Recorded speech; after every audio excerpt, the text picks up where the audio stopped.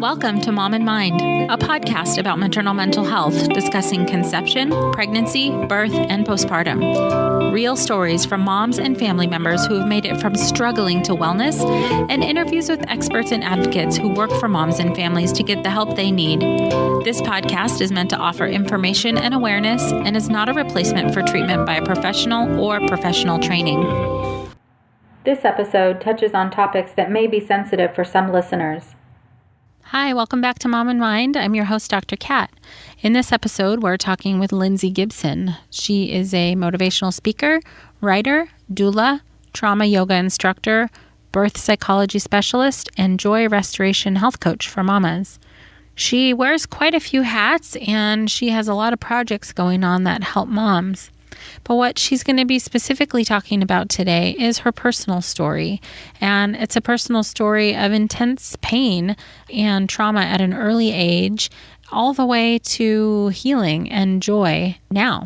So some of the things she discusses in this episode can be really hard for people to hear. More specifically, she describes a sexual assault that she had at the age of 16 and how that impacted her for many, many years in her life. And how after she experienced the loss of her second child, all of that pain that she had from early on in life came up and became something she had to deal with in a way that she didn't expect. And I think this is really important because so many of us go through this experience where, after we have a child, all of a sudden we're dealing with things that we didn't expect and certainly didn't expect to be dealing with again. So I know that even if this isn't your specific story, you may be able to relate on some level. And if not, it will help deepen your understanding of how previous trauma and loss can impact a mom and a family. So she's going to talk a little bit about the work that she does and the projects that she has as well, and how she really focuses on helping in motherhood, helping to find joy. So I hope you guys enjoy this episode. If you find that the things that she discusses feel overwhelming to you and you need to reach out for support, please do that. You're welcome to contact me. You're welcome to join the Mom and Mind Connection Facebook group, which is a place where we talk about things that come up in the episodes and a place to look for resources as well. So let's meet Lindsay. Welcome, Lindsay. Thank you for being on with us. Thank you, Kat. Thank you for having me. Yeah, I'm happy that we've been able to touch base. In the world of social media, I meet all kinds of awesome people, and you're one of them. And I've been following you on Instagram and learning about some of the work that you do and some of the things you're passionate about. And I'm really glad that we get a chance to talk here and to share your story and share what you do with everyone. So maybe you can start off there with us and let us know about the work that you do and how you got started. Yes, absolutely. I like to call myself a Mama Joy coach. It really kind of sums up my background and everything that I do. I have a lot of training in many different areas, but clearly as a Mama Joy coach, mothers are my niche and who I work with the most. Mm-hmm. I had my daughter Lillian, who is 10 years old. I had her my junior year of college. So my husband and I were very surprised, but blessed all at the same time. And after I graduated, or after I had her rather, and then I graduated college, that is what sprung me into the mommy world and the baby world and as a profession. Yeah. I was a psychology major and I didn't know what I was going to do with that. Yeah. But I loved being a mom. Even though I was young, I sprang into it. The first thing that I did after college was become a doula. And I got trained as a postpartum doula first and just started working with families and helping them recover. And I absolutely loved it. It was so fun to be in their homes. I met so many amazing families who still send me a lot of cards and a lot of Christmas cards and things, and watching these kids grow up because, this was almost 8 or 9 years ago. So they're about 8 or 9 years old. And so it's like time has flown. And so that's how I got started in the sort of the mommy world. And I did that for a long time. And I was trying to navigate what I wanted to do from there. And then life happened. And 7 years later, my husband and I were finally ready to have our second because, I had her young. So I had a lot to do first. Mm-hmm. And before that, before we actually did start trying for our second, I started getting trained as a pre and postnatal health coach, which includes nutrition and fitness and sleep. Infant sleep is a big question I get, and things like that. And it just complemented what I was already doing. And my company that I own here in Connecticut is called Healthy Mom, Happy Baby. And that started getting underway, and everything was starting to come together, and we were ready to have our second baby, and everything was looking great. And we unfortunately lost our Joseph at 26 weeks gestation. So it was a huge shock, but that sort of navigated my career in a whole different direction.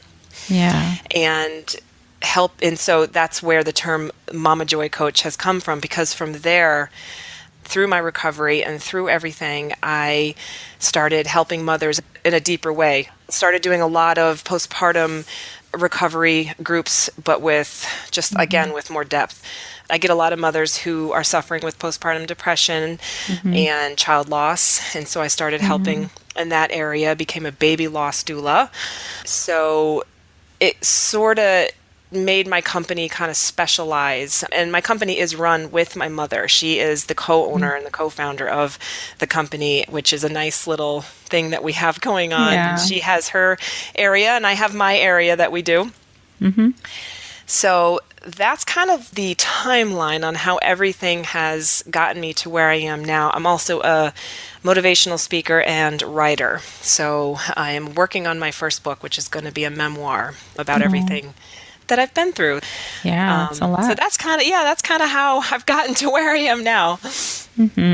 Yeah, it's just so amazing. I hear people's stories all the time, and I love to hear people's stories because it's so rich, and our experiences just shape the direction of our lives so much. And you never know exactly where you're going to end up in terms of, your experiences and how they sit with you and what you need to do with them for your own healing, and then realizing that other people need healing. And there's just so much beauty and power in that. And I love that you shared that with us. Yes. And I recently just completed trauma yoga trainings. I am a yoga teacher as well. So I'm going to combine all of these trainings with my life experiences, like you just said, and try to really help mothers, mind, body, spirit. That's my ultimate goal. Oh, that's lovely. Yeah. And we all need it. We all need that support. And what I love specifically about this profession in terms of supporting moms and maternal mental health is that there's so many different ways to support moms, and we all need all of those ways. Like Sue will be helped by yoga, and Jill will be helped by therapy, and those sorts of things. Like, we need to have everything available. And so I love to hear about all of the ways that people support mothers and their healing and families healing. So that's fantastic. Yes, absolutely. I agree. Lots of healing modalities out there, and they're all needed. Yeah. So the experience with Lillian first shaped quite a few things, and then with Joseph took some things into another direction. Yes. Okay. And then we had our daughter, Layla. She's now 2. She's our rainbow, and we actually ended up having her a year later, exactly on my son's due date. So it's a bittersweet day, but it's brought so much healing that it keeps going. Unfortunately, I suffered severe postpartum depression after Layla, which was shocking. And it's taken me a long time to come out with that, because not only as a woman in the baby world and profession, but also that being, she was my rainbow. So I had a lot of emails, texts, phone calls, letters, cards from clients and family and friends, just so excited about Layla, and your arms will be full, and all these things. And I just kept a smile, And the pregnancy with both my son and with Layla, not with Lillian. Lillian's pregnancy was pretty smooth sailing, but with my son and Layla, I had Hyperemesis Gravidarum. I'm not sure if you know about that. Yeah.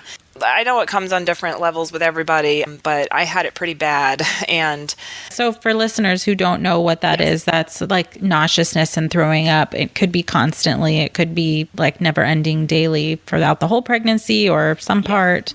Yeah, it'll usually last a lot longer than the 12 to 14 week mark for a lot of the HG sufferers. For me, it lasted the entire time with Joseph, and it lasted until about 25 weeks with Layla. And then it came back at week 33, and it was rough. And so here I am, I'm physically sick again, which throwing up and being nauseous, I mean, you can't think straight when you're feeling that way. Right. And so, my spirits were down because of that and scared, and I didn't know what to feel. I couldn't be present. It was really hard for me to stay present. And even though I had a fantastic therapist, my husband is phenomenal, I had a lot of support, but I felt like I couldn't hear them. And Layla came, and I didn't expect postpartum because all I kept saying through the pregnancy is, I just want to see that she makes it and that she's alive, and then I'll be okay. I kept saying to that, I'm going to be okay after she comes out.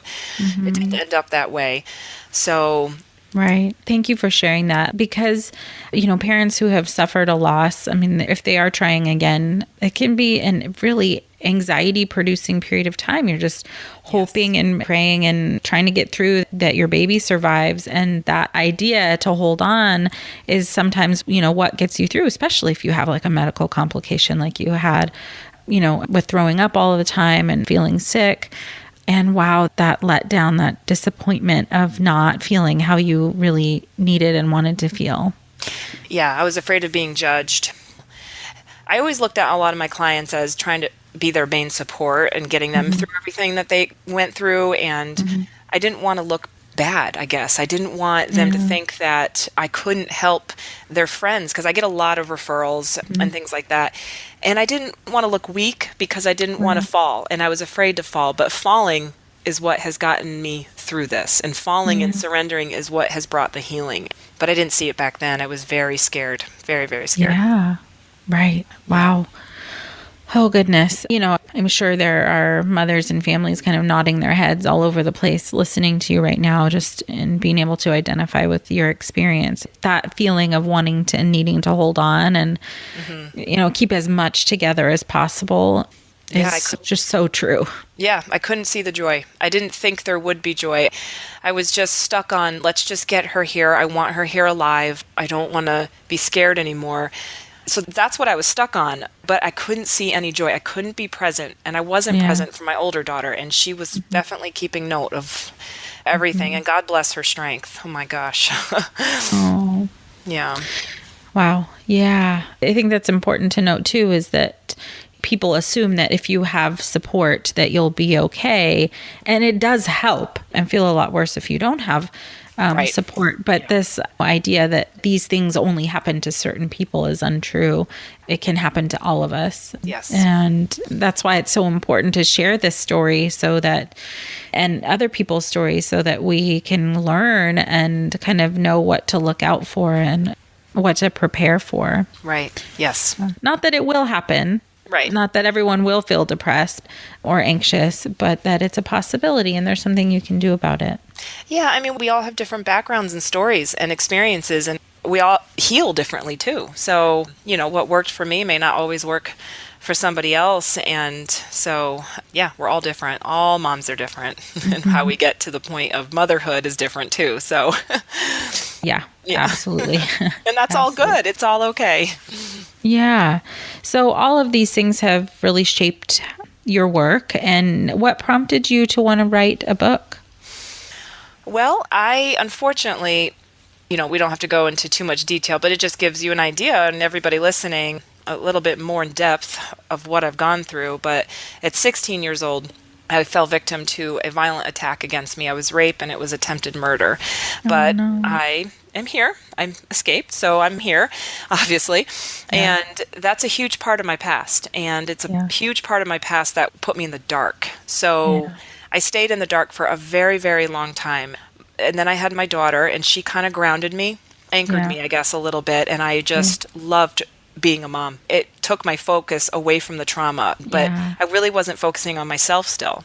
So then years kept going by, and then more trauma as we, Joe, and then even more with the postpartum and just everything mixed together, that even though it's been a lot of trauma, there's been a lot of light in there too. And I finally see it. And it really helps the workshops and the coaching and everything I do with moms. And, I do help women who aren't mothers as well, especially sexual assault victims. And I decided to take what I've learned, what I've been through, and bring hope and healing through my memoir. That's why I chose a memoir to be my first book that I write. And it's really only during those 13 years, from the rape up until having Layla. Actually, it's more than 13 years, but probably about 15 if you include Layla. I'm going to include Layla in there too, but that's kind of the time span that the book is going to be based on. And the whole point, again, is to bring hope and healing. So, right. I'm happy that you mentioned just kind of your own process in seeing the light and however that shows up for you. It can be so hard. A lot of people I hear, why is this happening to me? Why did any of this happen to me? What am I supposed to do with this? How am I supposed to get through this? And it can take a long time to figure out how to make sense of things. Yes. Or onion layers, layer after layer. It keeps coming off for all of us. And it could take, a very long time to get through those layers. I agree. I'm still learning. I'm still discovering things about myself, and I'm still seeing parts of my healing that I didn't see before. It's continuous. Right. So. Right. And that's really important too. It's not like we figure it out and then we're good to go. Different life experiences bring up different things in different ways, things even that we thought we had dealt with. Yes. And then there it is. Yeah. And my turning point was actually with the loss of my son.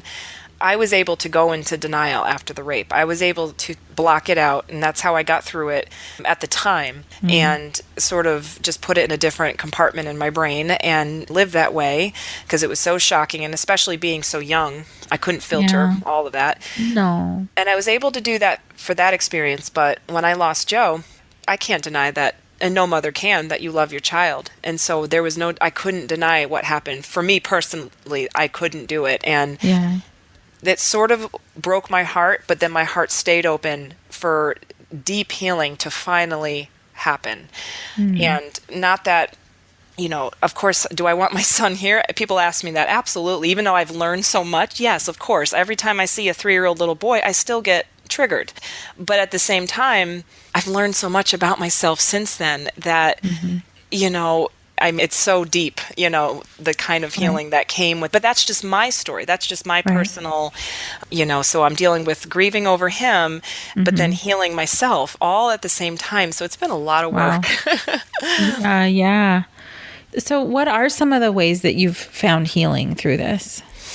Well, I have had a fantastic therapist for years. She has been a huge part of my healing, and she was my initial go-to at first when I lost Joe. And she was somebody that I had seen prior. So I've known her a long, long time, but I wasn't ready. I wasn't ready to really, I had done some therapy, about maybe 3 or 4 years after the rape. But like I was telling you before, I was so much in denial that I couldn't hear what was being said to me. Yeah. So I started therapy again and started to understand all the emotions that were going through me that I actually had cut my mind and body off. I couldn't feel the emotions. I was sort of disconnected, which as a trauma survivor, it's common for a lot of us. And so I could think them in my head. I knew what emotions were. And so therapy was my first step. It made me sort of understand my triggers and what was going on in my mind. But I still couldn't feel my body. I still couldn't feel, I didn't have that mind-body connection. So once I got to a place where I felt a little bit more stable, especially after Joe, because, there was a good 3 or 4 months there that I was disconnected once again. It sort of past trauma came up and re-traumatized all over again. But once I sort of felt myself grounded again, then I realized that I needed to do a little bit more. So I discovered yoga. And yoga is something that I had always done, but sort of as a workout, not really taking in the mindfulness part of it. I understood the mindfulness, but I never really jumped into it. I just did the asanas and the postures, and I enjoyed it. Then I discovered how you could be present with yoga. And from there, a lot more healing started to actually take place. I actually did what's called trauma yoga, which is a series. And it's a 6-week series that I did with somebody. And by the end of it, I went from the beginning of not being able to feel certain parts of my body that were associated with the rape. Like there's a part in my back that I could never feel, my neck. I just was completely disconnected, to the end of it where I could feel my entire body. And I can actually make a connection between an emotion and where I feel it in my body. So I started to sort of wake up from there.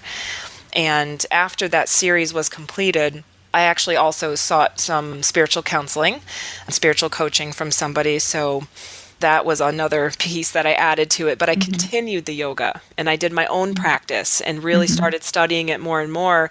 And it helped me become present, something that I was never able to do before. I was always scared. I lived in flight or fight, and a lot of times I slept sitting up. I was always afraid I was going to get attacked. And even though I had the security of my husband right there, but it didn't matter. When you're stuck on, I was stuck on in this flight or fight mode. Yes, that it didn't matter if he had his arms around me all night long. I was still scared. So, yes. Like your body and mind hadn't learned that you weren't in immediate danger anymore. Exactly. Yes. Yep. And I had lived that way through my denial for years and years and years without even realizing it. My body did break down physically as well. Oh, sure. My body, that's a lot of stress. Yes. My body thought that the environment wasn't safe. So I suffered with lots of physical stuff too, even after I had Lillian. Headaches, autoimmune disorders, migraines, nightmares when I did sleep. And I never really connected it to the trauma because so many years had gone by that it can't be that. It's got to be something else. But it was all really connected to that night and how my body was just sort of breaking down. Yeah, I mean, this is so important for listeners to hear this kind of longer term, like, what's the word I want? Perspective on how experiences in your life and in our own lives can affect us during these really vulnerable times like pregnancy and postpartum, where we don't expect them to come up, but sometimes they do. And not for everybody, but sometimes they do. They just can bring our past experiences up into our current moment in a really jarring way that we don't expect. And sometimes, how you're beautifully describing, you don't really know what to do with, or you're just disconnected from entirely to save yourself. I mean, all the things you're describing to me as a therapist listening to you, I mean, you were coping that whole time by staying disconnected. And then you have a loss with Joseph and you can't be disconnected in that same way. No, exactly. It just sort of, this is, why kind of it's really important to get help and get support when these things come up, like you have done for yourself. Yes. And when I was able to get present finally and understand what that really truly meant, writing has been a part of my life since I could write. I have literally stacks of journals in my attic. It's really funny. And so I've always done that. But my writing sort of took a whole different turn once I started to become more and more present. And I started discovering what I call pockets of joy. I was always thinking that in order to heal, I needed to feel happy all day long. That meant I was healed. No, I've learned to not be so afraid of my negative emotions. Like if I have a bad day, okay, I'm going to have a bad day. And I just, I get through it. I've been able to create space between myself and the bad days and not go overboard.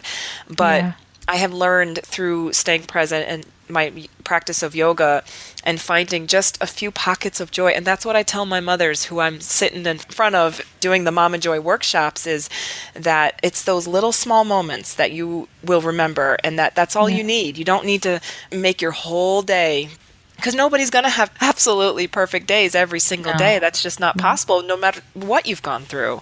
Right. And all three of my children have taught me wonderful things. But my oldest daughter, since she has gone through all of this with me, she has helped me deepen and find those pockets of joy even more. She's almost brought me back to my own joyful childhood days, to be able to get through my days as an adult now so much better. It's been quite a journey these last 3 years. Yeah, I've had a lot going on and a lot of healing happening. And how has she been supportive? So She has always been a talker. She's not afraid to speak up and share her mind, which I love about her, but we always have to tell her the best times to do it, like not in class. She's definitely going to do something that's going to be a lot of public speaking one day, that's for sure, or comedy, because she's super funny.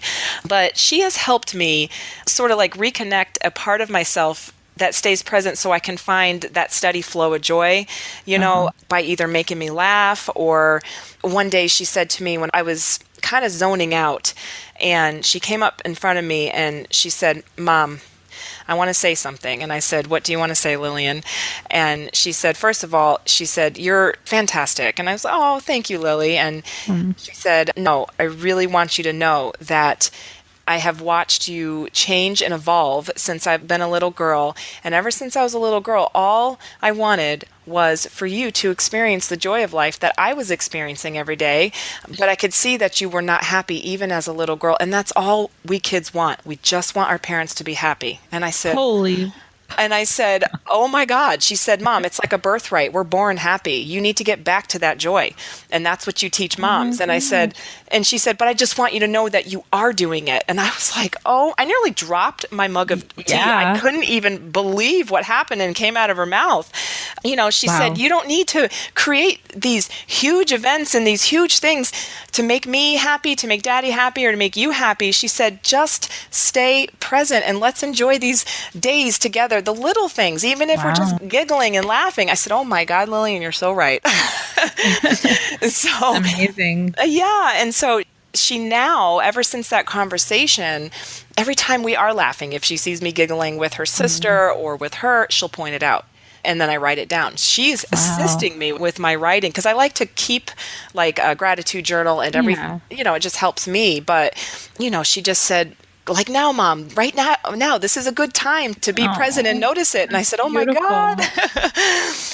So she has really, really helped me see it even more and really see it from her perspective too. So she knows what my memoir is about, and she does know what happened to me at 16 without the details. Yeah, right. And she said, "It makes sense, Mom. It totally makes sense because now I understand you even more." So I said, wow, okay. Moral of this whole story is you can't hide anything from your kids. No. Yeah. But she's watching and learning, and she must hear about, the things that you are teaching to moms and whatnot, but also maybe there's some old soul thrown in there too. She is. And, and going through the loss of her brother, that was very shocking to her because death is hard for a lot of children to understand. So I think it kind of aged her a lot faster because it was a trauma. So she's always felt like she needed to hold my hand as well through everything we've gone through. So children they can just teach you so much about life in one moment.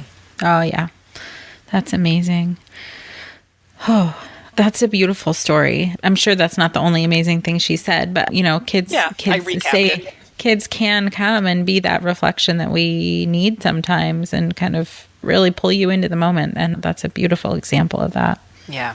So in all of the experiences you've had and all of the work that you do with moms, what are some messages of hope and healing that you give to mothers and that you can give to our listeners?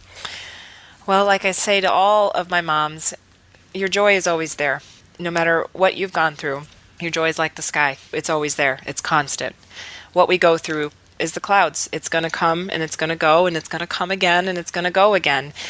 And that's okay. But just know your joy is there and that you can find it again. Yeah, that's beautiful and so true. It's so, so true. I really hope that people can hear that and take that in. Well, Lindsay, thank you so much for sharing your story with us and your experience. And I'm hopeful that the people who are listening who had anything similar to this can see that healing is possible. So I thank you so much for the work that you do, and we'll look forward to seeing your memoir when it comes out. Yes, thank you so much, Kat, and everybody listening. So as you guys can hear, Lindsay's been through quite a bit, and she has found a way to incorporate joy and healing into her life and is now really, really motivated to do that for other people. If you want to find out more about her work, you can find her at lindsaymarie.gibson.com. And that's her website. You can learn more about when her book is coming out and the projects that she's working on. And she's also a board member for the Always With Me Foundation at www.alwayswithme.org. And that organization is run by one of our previous guests, Diana Collins. So I just want to also restate that, our lives and everybody's lives you come in contact with are so complicated, and we never really know somebody's history until they tell us. And your specific history may have impacted you in ways that you're just now finding out about or you're trying to work through. And that is normal. That is just a very human process. But you don't have to do it alone. There's help out there. Lindsay offers lots of resources. There are quite a few organizations that are supporting moms.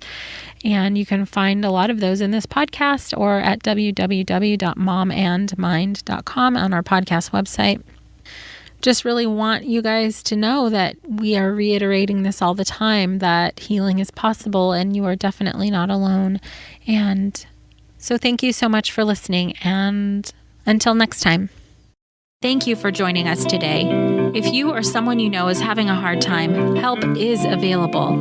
Please look for resources for help at momandmind.com. Also, please subscribe and share this podcast. Together, we can support moms and families so that no one has to deal with this alone. Thank you for being a part of the Mom and Mind community.